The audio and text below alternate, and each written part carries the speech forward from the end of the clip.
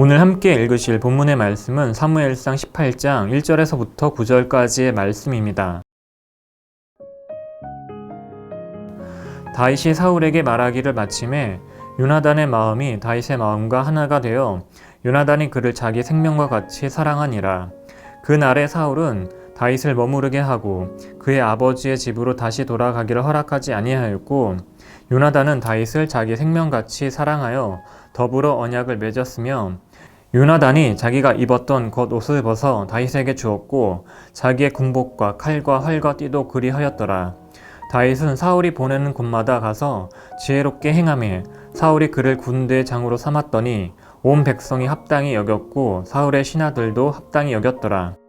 무리가 돌아올 때 곧 다윗이 블레셋 사람을 죽이고 돌아올 때에 여인들이 이스라엘 모든 성읍에서 나와서 노래하며 춤추며 소고와 경새를 가지고 왕 사울을 환영하는데, 여인들이 뛰놀며 노래하여 이르되 사울이 죽인 자는 천천히요 다윗은 만만이로다 한지라. 사울이 그 말에 불쾌하여 심히 노하여 이르되 다윗에게는 만만을 돌리고 내게는 천천만 돌리니 그가 더 얻을 것이 나라 말고 무엇이냐 하고, 그날 후로 사울이 다윗을 주목하였더라. 아멘. 할렐루야. 이 시간에는 하나님을 사랑하는 자에게 주시는 것이 무엇인가요? 라는 제목을 가지고 말씀을 나누도록 하겠습니다. 골리앗 장군을 물리치고 돌아온 다윗은 사울과 그의 아들인 요나단 앞에 서게 되었습니다. 하나님에 대한 사랑과 충성심이 강했던 요나단은 하나님의 이름과 군대를 모욕한 골리앗을 물리친 다윗에게 큰 감명을 받게 되었습니다. 왜냐하면 그 또한 하나님의 사람으로 적원소의 군대를 믿음으로 이끌고 가 블레셋 군대를 쳐 멸하였기 때문이었습니다. 요나단은 그러한 그를 생명같이 사랑하였습니다. 이는 이성간에 느끼는 사랑이 아니며 그 안에 하나님께서 부어주신 믿음과 사랑이 반응하여 그를 사랑하게 된 것입니다. 하나님께 부음받은 사랑이 다윗에게 흘러간 것이었습니다. 이처럼 하나님을 사랑하는 자는 사람들로부터 하나님의 사랑을 받게 되어 있습니다. 왕자인 요나단은 자신이 입고 있던 옷을 벗어 다윗에게 주었고 자신의 칼 또한 다윗에게 주었습니다. 그는 다윗을 사랑했을 뿐만 아니라 그것들을 전해 주므로 그를 높여 영광스러운 모습을 취할 수 있게 해 주었습니다. 이처럼 하나님을 사랑하는 자는 하나님의 사람들로부터 존귀와 영광을 받게 됩니다. 우리는 이를 본받아 믿음의 공동체 안에서 서로를 사랑하며 존귀하게 여겨 주어야 합니다. 그러할 때 하나님의 사랑이 공동체 안에 풍성히 흘러가게 되며 하나님의 이름만이 높임받는 공동체가 되어질 수 있습니다. 다윗은 요나단뿐 아니라 사울에게도 인정받아 사울 곁에서 직무를 보게 되었습니다. 다윗은 사울이 보내는 곳에서 모든 일을 지혜롭게 처리하였습니다. 사울은 그의 공로를 인정하여 그를 군대의 장으로 세웠습니다.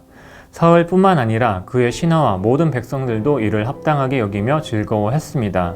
하지만 사울은 다윗을 칭찬하는 사람들의 소리가 자신보다 점점 더 커지게 되자 그를 시기하게 되었습니다.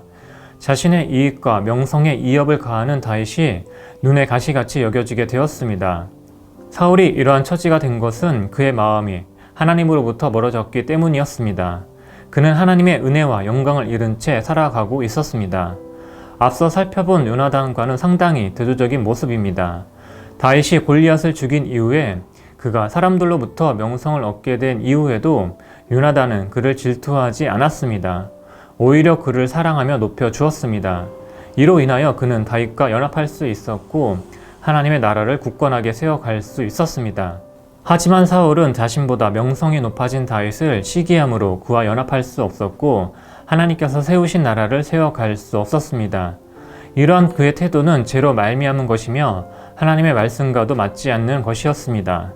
고린도전서 12장 26절의 말씀을 읽어보면 만일 한 지체가 고통을 받으면 모든 지체가 함께 고통을 받고 한 지체가 영광을 얻으면 모든 지체가 함께 즐거워하느니라. 다른 사람이 하나님으로부터 영광을 받게 된다면 우리는 이로 인하여 기뻐하고 즐거워해야 합니다. 이는 하나님의 영광이며 동시에 우리의 영광이 되기 때문입니다. 우리는 요나단과 사울의 모습을 통해 우리가 취해야 할 태도가 무엇인지를 알 수 있습니다. 우리는 한 사람이 그리스도로 말미암아 존귀하게 되어진다면 우리는 그 사람으로 인하여 기뻐하고 즐거워해야 합니다. 그 사람을 높여주며 생명과 같이 사랑해야 합니다. 그를 사랑하고 높이는 것은 우리를 위해 십자가에 못 박혀 죽으신 예수 그리스도를 사랑하는 것이며 그분을 높이는 일이기 때문입니다. 그러한 삶을 살아가는 것이 지혜로운 삶이며 복된 삶인 것입니다. 기도하시겠습니다.